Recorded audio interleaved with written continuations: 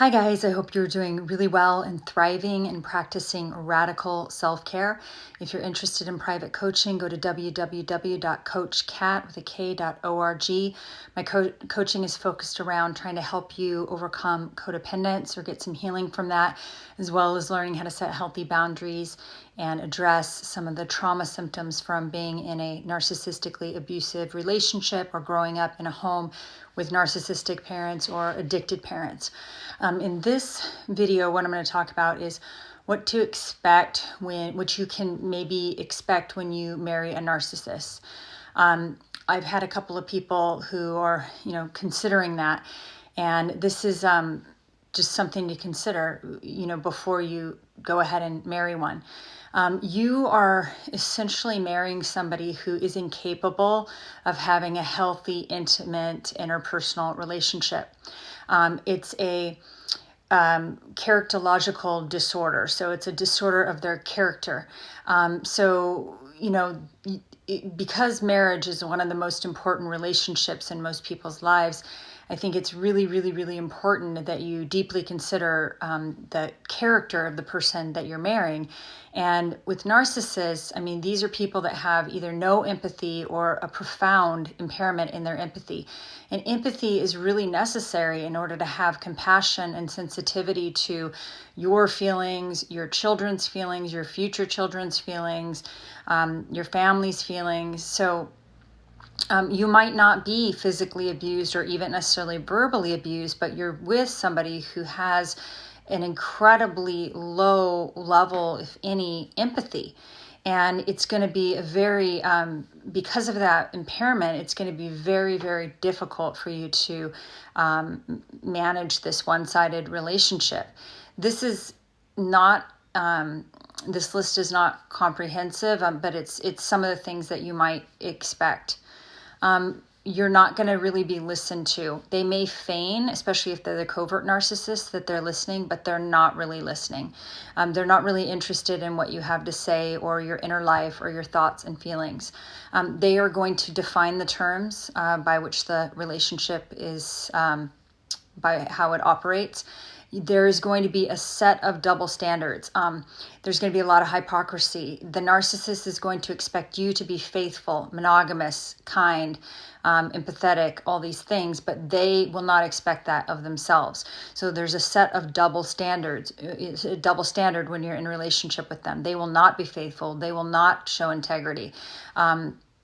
They are not going to be very good at resolving conflict. The conflict is usually never going to be resolved. All of the interactions with them are going to be circular conversations, word salad communication, and there's not going to be any conflict resolution, because whatever need you bring to them, instead of them addressing the need and trying to change, they're going to lie about the core of the need. Like, for instance, if you come to them and say, I'd really like for our intimate life, our physical intimacy to be improved. I've noticed we haven't had physical intimacy in 2 months or whatever.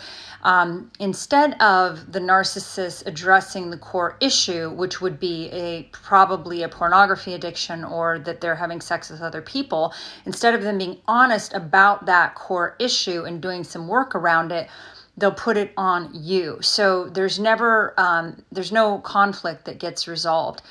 Your feelings will rarely be considered. If they do consider your feelings, it's only because there's some sort of self-interested motivation. You will be with somebody who will never apologize or very unlikely to apologize. If they do apologize, it's only strategically to either get you to not leave or to manipulate you, but their apologies are very empty. So they will never apologize with any sincerity or authenticity.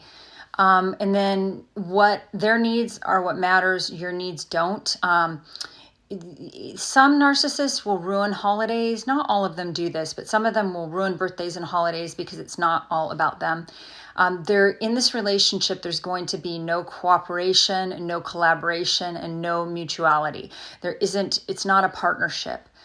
Your expectations are going to be managed down to crumbs, to the point where you're happy just because you're not getting the silent treatment, stonewalling, and maybe they're not actively cheating on you in that moment. They are all about winning. You are never going to win. They must win. You are going to be in the inferior position. They are in the superior position. They tend to make you their scapegoat. They may dump their shame and rage onto you, even if that rage is silent, cold rage, not necessarily overt and obvious rage. Even just trying to get any sort of communication with them, you're going to walk away with total confusion. Conversations with them are crazy making. They're full of gaslighting. They're word salad communication. They don't make any sense. There's no resolution.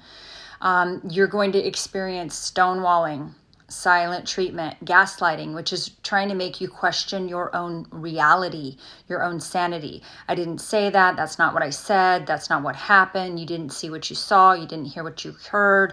Gaslighting. All of the problems in the relationship are going to be blamed on you. And unfortunately, you will probably blame yourself if you're a codependent. All of your weaknesses, all of your vulnerability will be used against you. They may be Dr. Jekyll and Mr. Hyde. They may be really nice out in public and then either overtly nasty to you, or they may just give you the total silent treatment and stonewalling while you're in private. They're going to come and go as they please, especially during the devaluation and discard. If it's the idealization, then they're going to toe the line. But if it's during the devaluation or discard, they are going to do whatever they want. They're not going to do their share of the housework. They're not going to do their share of the cooking, the cleaning, the grocery shopping, the laundry, none of it. If you try to hold this person accountable, they will either fly into a rage, or they may give you the silent treatment and punish you later if they're the covert types. They will not answer questions directly. You're going to probably feel stuck. It's going to be really hard to leave them. You're going to be trauma bonded. You will find that they project their bad behaviors and their bad feelings onto you, and you project your good feelings and good intentions onto that person, the narcissist. Neither one of these projections is accurate. His bad behaviors onto you is not your responsibility, and the good intentions that you're projecting onto him is not true. When you finally get the courage to break off this relationship and get out of the insanity, you will be classified as a crazy person, as controlling, as jealous, as insecure, as a nut job, as mentally ill. And a lot of people will probably believe the narcissist because this person has probably been doing a smear campaign behind your back for a really long time and painting you out to be irrational and a wingnut. And you may have reacted, right? If you were being abused, you probably reacted. But I read that there's no moral equivalence between expressing frustration and intentional abuse. Hear that again. There's no moral equivalence between expressing frustration and intentional abuse. They're not equal. No one's going to see this, especially if they're the covert narcissist. No one is going to see this except for perhaps the kids. And the kids can also be manipulated by the narcissist, but the kids probably know that there was something off, right? And then you're going to feel traumatized. You might even feel crazy. And then over time, you're probably going to feel quite numb. If you try to go to couples counseling with these people, it's mostly going to backfire on you because this person has a personality disorder. It's not a marriage problem. It's a problem with a mental illness, a personality disorder. So when you go to couples therapy, usually they're going to use that to further manipulate and gaslight you. They'll probably manipulate the therapist. And it's just the price you pay when you marry these people is a very hefty price. And then of course, when you try to divorce them, it's all of this abuse that I just talked about on steroids. It's awful. Divorcing these people is just hell in a handbucket. And you know this if you've ever gone through a divorce with one of these people. So that's just a little snapshot into what you can expect if you decide to marry one of these people. Oh, and I forgot to mention cheating. They're going to cheat, most likely. They're going to probably be addicted to porn. Not all of them, but a lot of them are addicted to pornography. They cheat. They lie about that. And, that's just how they operate. So most of them. There's a few exceptions to that. But these are all the things that you might experience. And also financial abuse and control if you decide to marry a narcissist. So my suggestion is, if you think that you're with a narcissist, you might not want to marry them. Just a thought. So hope you guys have a really, really good day. Thank you. Bye-bye.